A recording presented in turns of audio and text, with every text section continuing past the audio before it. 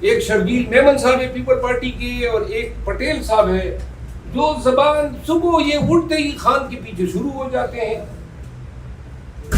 اور شام تک ان کی یہی گردان لگی رہتی ہے. نہ ان کی باتوں میں کوئی ربط ہے نہ کوئی منطق ہے.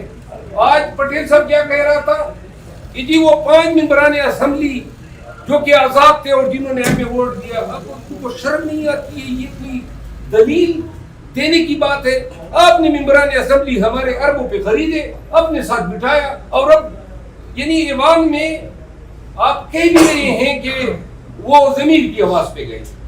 پٹیل صاحب ماضی میں آپ کی پارٹی کے بھی لوگ روڈ کراسنگ کر چکے ہیں, آپ کی حکومتوں کو گرایا ہے, کیا وہ بھی ضمیر کی آواز تھی؟ جس دور میں بھی ضمیر فروش لوٹے بنے ہیں, ہر دور میں یہ لوگ ملعون رہے, چاہے وہ کسی پارٹی کے ساتھ انہوں نے غداری کی ہو.